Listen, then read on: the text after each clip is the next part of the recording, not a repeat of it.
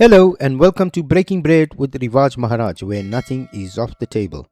For today's episode, I want to do a short video on what is going on in illegally occupied Pakistan's Jammu and Kashmir. It is a genocide that the world refused to report on. So, without further ado, let's get into it. Now, I'm sure you all remember October 7th, the Israelis reacted. And what the world then did was go on this rampage, running Israel through the mud, becoming anti-Semitic, defaming the Jews and saying how the action is disproportionate and how a genocide was unfolding. The South Africans climbed on the bandwagon. The Ramaphosa government thought this is their moment to show the world their prominence and their relevance, probably because they've been taking funding from the Qataris. Probably because Ramaphosa has a new farm that he's bought somewhere in KwaZulu-Natal or in Mpumalanga province, using the proceeds that he received allegedly from some, he could have possibly received from some Qatari sources. And I'm speculating here because I don't have any evidence of this, but anything is possible. Because why the South African government would want to use a suicide policy like this, knowing full well that the flavor of the month at that time was the Palestinian issue and that it will be shafted into the back burners soon, like the BLM movement happened, like Ukraine is in the throes of. Why he wanted to attach his nation to that, I don't understand. Because even if he just remained silent, it would have been better for South Africa. But nevertheless, you all recall that. You recall how the Israelis were vilified, how the Jews were vilified, how Jewish synagogues, Jewish people were being massacred all around the world and are still being massacred. But you have a genocide taking place in Kashmir. This is coming at the hands of an illegal force, namely the Pakistani administration, occupying illegally Jammu and Kashmir. And they are brutally suppressing the revolt by the people. The people are fed up. Water is scarce. Electricity is non-existent. Food prices are skyrocketing. There is a massacre going on currently in Pakistan. The Pakistani military are murdering their people. The people that they call their own people. Oh, but sorry. Khwaja Asif recently said they are Indians. He equates them as enemies, just like India. Something about them being really, they are the same as the Indians. He sees them as enemies. मेहरबानी है और मैं आज ऐसा आदमी मेरे खिलाफ कोई बोलता है तो मोस्ट वेलकम। मुझे इस चीज़ से ना गूगल्स है ना मैं कमेंट करना चाहता हूँ। सर, जो फोर्सेस पे हमले कर रहे हैं लोग, फोर्सेस के नौजवानों को शहीद कर रहे हैं, क्या उनके साथ डायलॉग होगा या नहीं? जी मेरा नहीं ख्याल कोई डायलॉग होगा।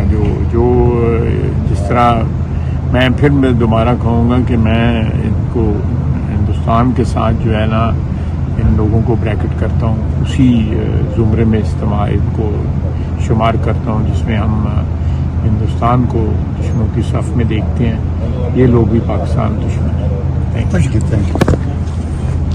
I hope this is a wake-up call for those people there in that part of illegally occupied Pakistan's Jammu and Kashmir that can now see that they are nothing but a political tool used. Because there is nothing that has been done by way of infrastructure or livelihood for these people by the Pakistani administration. In fact, everything that is removed from there goes off to benefit the people in the Punjab area of Pakistan. The Pakistani military are cracking down with a heavy hand. They've banned Al Jazeera from reporting. They're blaming the Indians, the Americans, anybody that moves is to be blamed for what is going on in Pakistan. It's the victimhood mentality.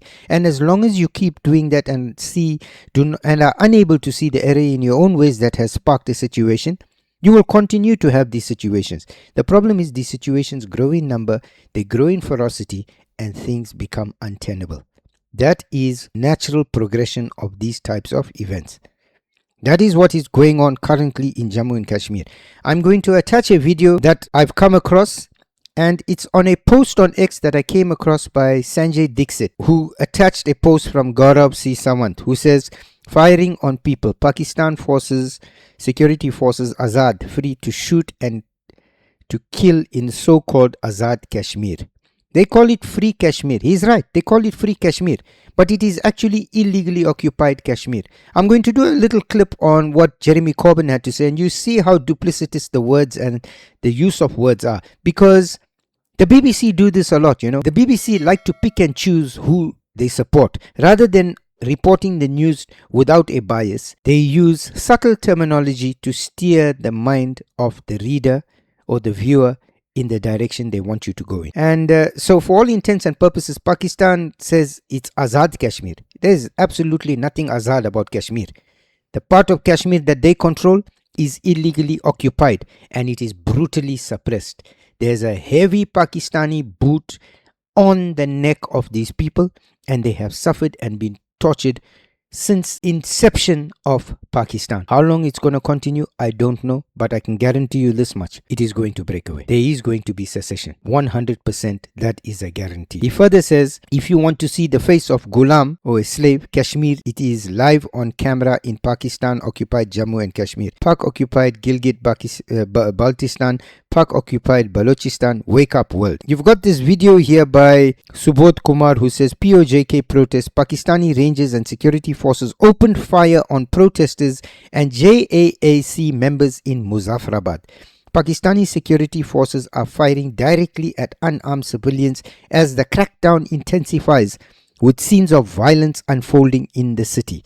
Now, I've attached this video here, and it is sad. It is troubling. You can hear the apprehension and the terror and the fear in the man's voice who is making this video. You can see firsthand the type of images coming out. It is, if you're a sensitive viewer, I would urge you to skip this segment of the video because there may be scenes that are disturbing. However, the Pakistani military are using live fire ammunition and they are killing people. They are killing their own people in what they call free Pakistan. Now you're going to see also pictures of snipers, Lashkar-e-Taiba and Jaish-e-Mohammed, because they are nothing but terrorist organizations that are an extension of the Pakistani state, the Pakistani establishment, and the Pakistani military and intelligence apparatus. They are one and the same. As I mentioned, the lines are so murky, the waters are so murky, the lines are so blurred that it is not in the remotest possibility inconceivable that Lashkar-e-Taiba members and supporters are embedded deep within the Pakistani military, political affiliations, administration, bureaucracy, and vice versa. So you could have a DGISPR theoretically in Pakistan who is a sympathizer of Lashkar-e-Taiba. I think they all are sympathizers, but you could go even further and say that some of them are active supporters. Some of them are active card-carrying members of these organizations, because this is what they need to keep their lie and their myth going. As long as they continue and have these proxies at their fingertips, they are allowed to dupe the Pakistani population into believing that they are doing something good for them. And every time the Pakistani people get fed up and decide that enough is enough, they blame India for where Pakistan is. And if you're uneducated, if you're ignorant, if you living in squalor and poverty and misery, and somebody then tells you that religion is your only salvation in life, and then that same somebody tells you that you are in the position you are in because of who you are in terms of your religion, and because the Hindu across the border is your enemy and they are making your problems, your ignorance blinds you from seeing the reality of your situation, and you willy-nilly go in and commit these atrocities thinking you're doing something great when you actually harming your own image. And I'm going to show you these pictures and these videos of LET snipers, LET commanders that are working in tandem with the Pakistani military, killing innocent civilians protesting their democratic right to protest in what the Pakistanis call Azad Kashmir. I'm sorry, I do not accept that. It is called illegally occupied Pakistani Jammu and Kashmir. So have a look at it.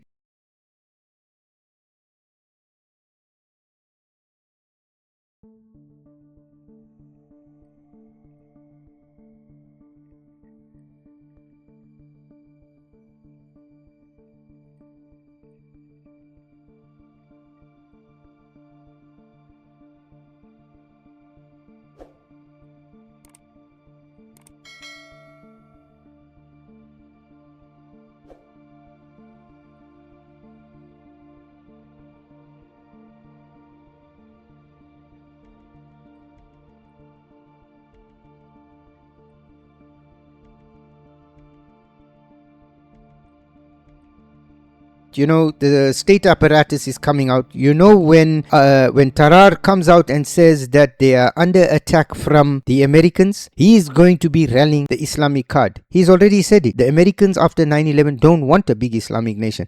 That may or may not be the case. However, it has absolutely nothing to do with what is going on in POJK. Absolutely nothing. That is because of the greed, the nepotism, and the distaste the Pakistani elite and administration have for the people of POJK. But they'll rally and they will always cower to their one famous point, and that is, we are under attack. It's a foreign enemy. India has to be there. Even if they're not the primary source of the enemy, they are the enemy, and your religion is at stake. So you have to do everything in your power to go out and fight for your religion. And these people will go and martyr themselves so that the Pakistani administration can steal and screw them for another year or two until things heat up again, and then they'll do the same thing. And it's been the history of Pakistan. So when Tarar comes out and makes these statements, you know that the Pakistani establishment is now starting to understand that things in the country are very serious. As I like to say, Pakistan is in the middle of a full-blown civil war. They are fighting for their dear life to hold on to control to this country. This country is going to break up into a few parts very soon. So I want to thank you for spending time with us. I look forward to seeing you in the next episode, and please remember to like, share and subscribe, as it helps us with the algorithm and it helps our channel to grow.